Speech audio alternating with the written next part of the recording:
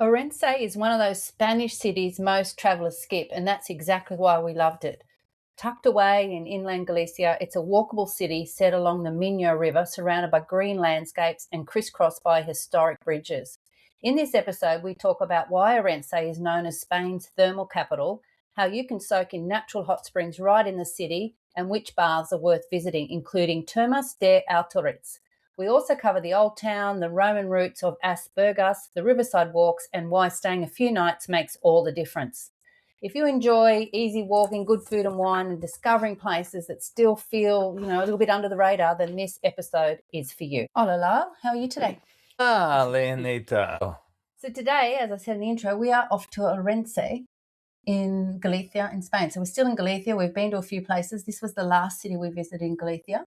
And yeah, it's known as the thermal sort of capital, I guess, because it has all the thermal baths along the river, and that's what drew me to want to go. But it was so much more than that, as I said, as well, wasn't it? Yeah, look, it was magnificent. As you say, they call it, it's got a couple of nicknames. It's got the City of Water, Okay. and it's also got the City of Gold. And the Romans used to call it Ourense, which is the City of Gold. So obviously in the Miño River, there was gold deposits. Yeah. We're going to talk a little bit more about which baths and which one we went to, and there's that incredible one right in the middle of the old town that you put your hand in to cure yourself if it doesn't burn off first. But first, do you want to tell us a little bit about Ourense? Because I don't think most people have heard of Santiago de Compostela and a few other places in Galicia, but Ourense, spelled Ourense, most people don't even know anything about it. Yeah, okay. So it's a city in Galicia, northwestern Spain, known for its natural hot springs, historic old town, and Roman bridges over the Miño River. The city has a mix of medieval and modern architecture, a cathedral, and is the capital of the only landlocked province in Galicia. Now, the history, I'll give you a bit of the history, was founded by the Romans who were drawn to its hot springs and strategic location on the Miño River. After the fall of Rome, it passed to the Suevi and Visigoths, but was destroyed by the Moors in the 8th century. The city was rebuilt and became an important stop on the pilgrimage route to Santiago de Compostela. Experienced a period of growth from the 12th century onwards. The 20th century reinforced its role as a commercial centre, later developing into a popular spa tourist destination based on its thermal springs. So obviously it has beautiful rivers, and we're going to talk a bit about the valleys and things around this area. Like, it's naturally a stunning area as well, not just it's one of the most beautiful natural places I've ever been. It's just like it's hard to actually explain how beautiful that Miño River is, and we'll talk about that gorge area a little bit later that on. we drove through. It was really beautiful. And we're going to talk now about, as you said, the thermal spas. Okay, the springs. How are they formed? Yeah. When groundwater is heated by geothermal activity, such as magma or hot rocks, and then rises to the surface, the process involves groundwater seeping deep into the Earth's crust, getting heated as it circulates through rock, and then returning to the surface through fissures and faults. The water can be heated by shallow bodies of magma in volcanic areas, or simply by geothermal gradient in non-volcanic regions, where the Earth's temperature increases with depth. So that's actually how the springs are formed. So it doesn't have to be magma, the volcanic magma. It actually can be just the thermal movement underneath in the Earth's crust. Now we're going to go into a bit more detail into the thermal hot springs in a little while. But just so people understand, there's a section in the Miño River in town. It's about 4 kilometres long, that contains about 8 different thermal areas that you can go to and visit. And some of them are free. So they're these rock pools that you can sit in right on the edge of the river. And the water is anything from 35 to 40 degrees, like bubbling away there, free. And you can do it at night too. Some of them are, people have actually made them into a spa. So they've made a building and enclosures, and you can have massages, and they're a bit like a Japanese sort of area. And that's like the one we went to, which we're gonna talk Well, why about. don't I give you the deal on that? Okay, let's do that. Okay. Let's just put in where we stayed first, because it was really it was only like a 5-minute taxi ride, which we did in the first place. Down the to IMI Hotel. And hotel, Spa. yeah, now, yeah. I'm going to put a map in our blog post that goes with this on beachtrailwine.com, episode 142, and I'll put the hotel on there. It's marked where it is, and all the thermal bars and the other places we're going to talk about are all on that interactive map on the website. Now, once again, I picked this hotel because it did have a spa involved in it. Yeah. Look, I was going to say, not only was the location perfect, but the actual hotel was quite a modern place, and it had this amazing spa area with sauna. And you booked it for yourself, if you could. Yeah, it's an hour and a half, right? You got an hour and a half. I can't even remember. Two different saunas, like a steam sauna and a red, like a hot wood sauna. Yeah. And you could put the water on the heating part, and it was really cool. And then the spa itself got a beautiful photo of that, and had like 4 or 5 different areas where you could sit on one, or you could be under or you could lay down. Yeah, you could sit on one, and then they had another one which you were sort of encircled. Yeah. And it was really good for your back. You could stand up. And that was actually really powerful. And then there was another one like a shower, but it was so powerful. Like, it was actually a pretty big place, like pretty big area for the spa itself. Our room had a nice little balcony area as well, which was great, wasn't it? Yeah, look, the hotel was great, but you can't go past it. It's about a 200-metre walk up to the old town. Yeah. Now, to get to Ourense, we came from Lugo. We caught the bus, but you can also catch a fast train. Now, let's get into these thermal bars. These thermal bars are composed of open-air stone pools that, like those of Outariz, reproduce the Japanese onsen style. The Miño thermal route is formed by a 4-kilometre footpath where there are up to 8 thermal facilities in which we can rest and relax while enjoying a bath in the middle of nature, be it winter or summer. So they basically go 12 months of the year. You can walk all the way along the one side of the river and walk past these thermal baths, and the path is, in most parts, quite shady and beautiful right along the river, and you go under some of the bridges and things. Remember? Oh, it's magnificent. The route begins on the right bank of the river in the thermal area of Chavez-Quiera, the closest one to the city. Here you can choose between the Japanese-inspired atmosphere of the small thermal resort of Chavez-Quiera, or a bath underneath the stars in the outdoor pools with free access. So that's a free one.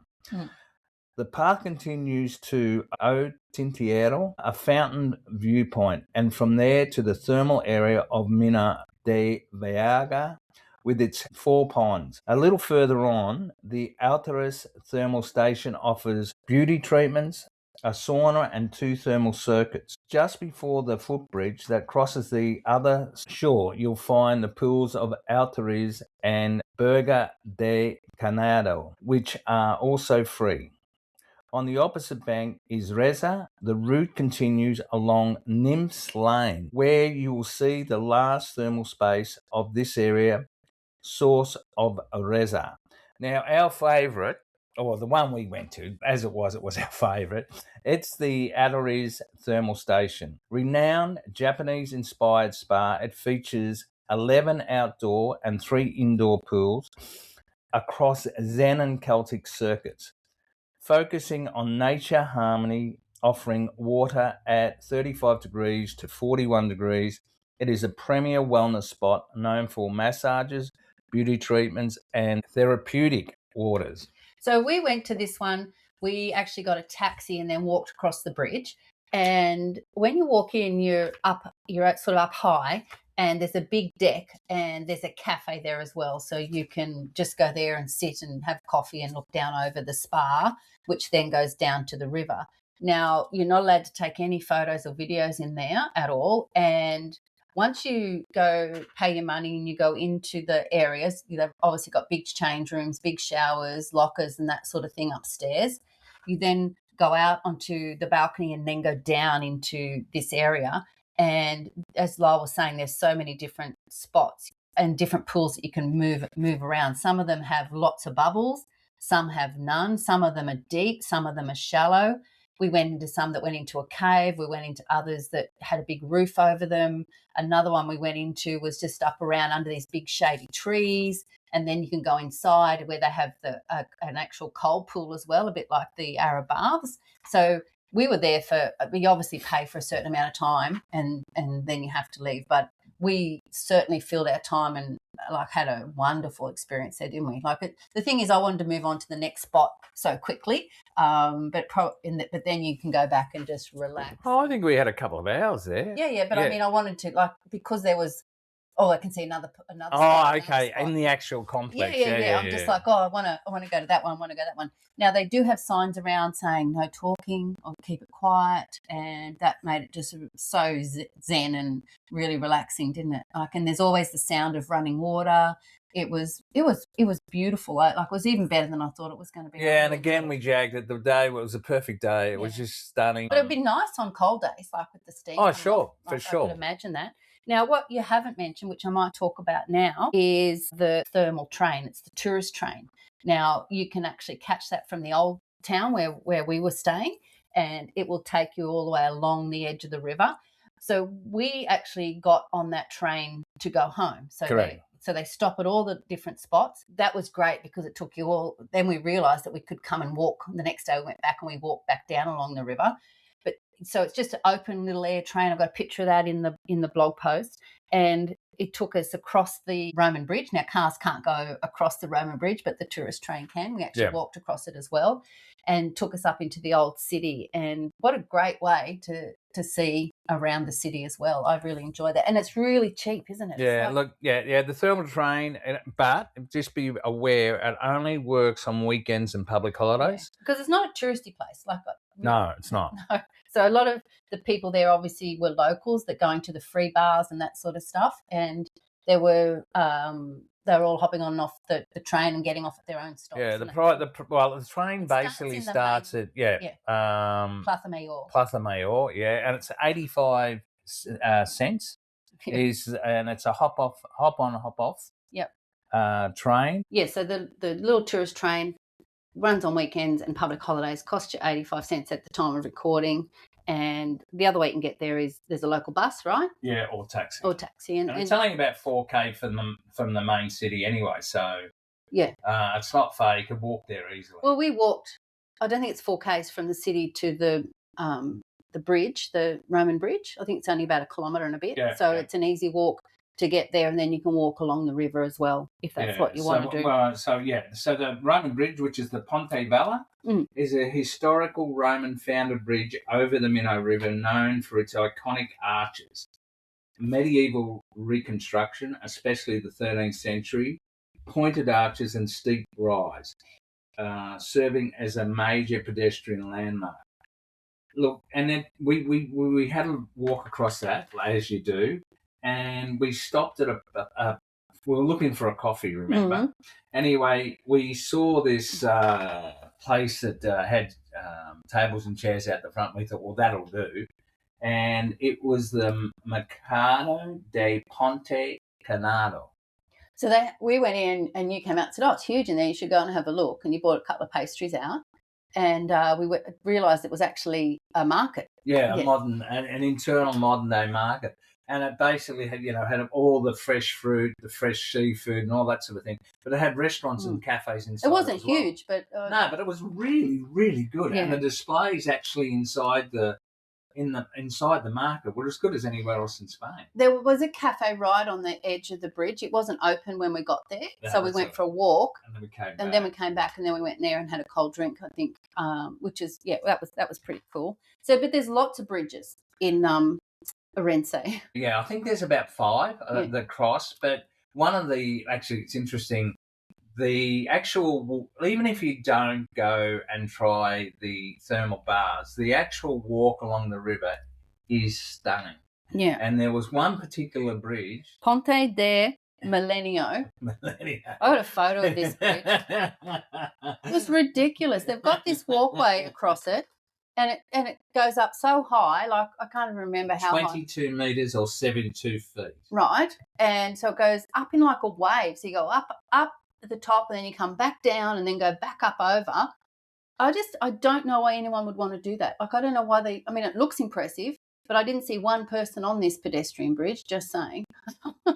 Insane. But it's nice to look at, and when you're going across any of the bridges, you can look down over the beautiful Miño River. What a stunning, it's wide, it's flowing fast, there's little rapids, the green trees along the side and the paths that walk along the side. It's worth going to Ourense just to walk along the river. And you've also got like thermal baths. We saw, obviously, young locals, thermal baths right along the river that aren't, I suppose, not commercial. Yeah, are not commercial. No, they're free. You can just go and jump in it. Just go and jump in it. And it was just stunning. Yeah. And people were actually sitting in the edge of the river on the rocks as well, because you could see bubbles coming out there. It was, no sharks or anything to worry about there, is there? No sharks. But one of the things, as we said, we caught the local thermal train back after we'd had our spa, and then we actually got off at the stop. Yeah, well, I wanted to go to the park there. So we stopped and we asked them the closest stop to this beautiful park. Not a big park, but really pretty, wasn't it? And it was Parque de San Lazaro. It's Ourense Central Park, featuring a monumental Baroque fountain from Azera Monastery, playgrounds for the kids, shaded spots under the trees, and statues of city icons. Now, the one that really got me was the Monument El Angel Caído. There is there is another large angel statue in the park, known as the Monument to the Fallen Angel, sculptured by Francisco Azere in 1951. It symbolises the fallen angel Lucifer after his expulsion from heaven, also representing a Franconistic homage to the fallen in the Civil War, depicting pride and damnation. All I remember is the pretty garden with the pretty fountain, and we sat and had another nice coffee there. Yeah, we did. It was very nice. All right, so from there, we walked back through the old town. It's really interesting, the Ourense Old Town, because there's not many narrow streets. There's a few, but the whole old town is basically pedestrian, and they've widened the streets to make it easy to walk around. They've got lots of seating and pretty gardens, beautiful gardens and shady trees, lots of nice little cafes and restaurants everywhere as well.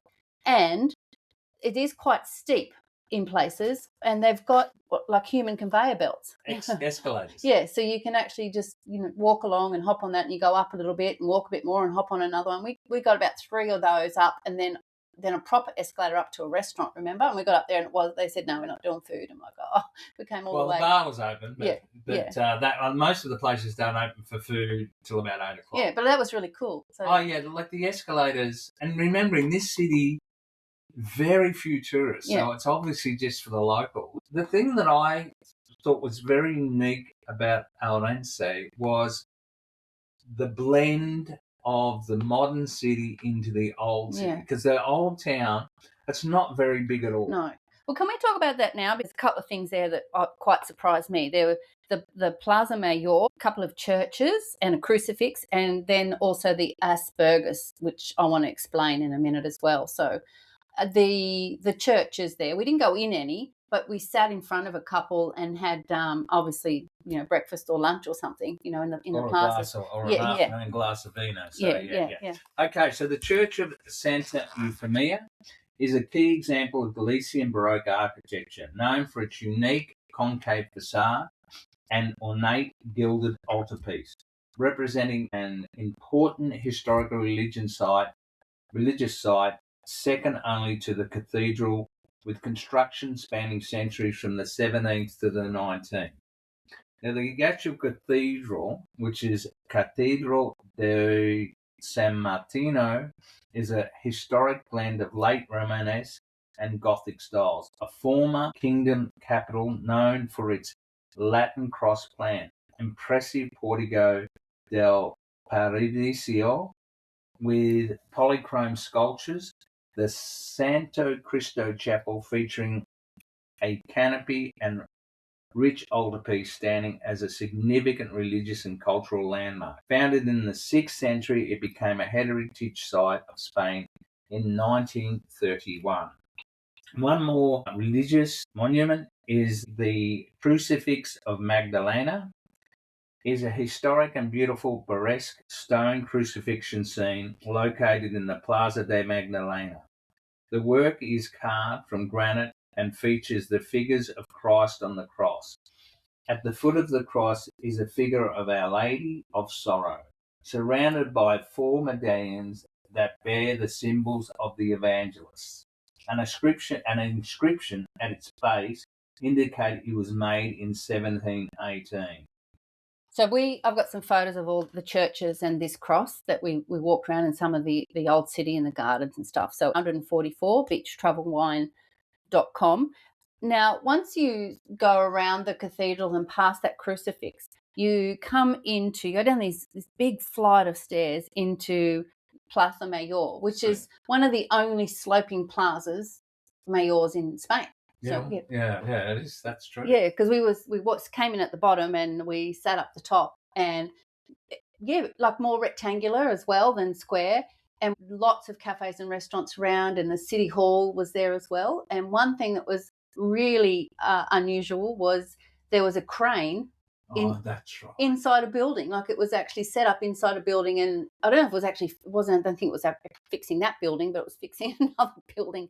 Just I haven't seen that before. Like that was pretty incredible, and it obviously was full of locals. They were coming out having drinks. The waiter knew everybody. It was a great atmosphere. It was a Sunday afternoon. Yeah, it was just such a lovely atmosphere. So that's a nice spot, and that's where the tourist train drops off and starts too for the. It must have been Sunday because the tourist train was there. So it was a weekend. Yeah. Now, let's talk about something that shocked me. The As Burgas, which is a fountain just outside Plaza Mayor. And it was discovered by the Romans, I think. But it's actually, I've got a photo of it. So there's actually 2 pools as well. They're cooling pools, they're called.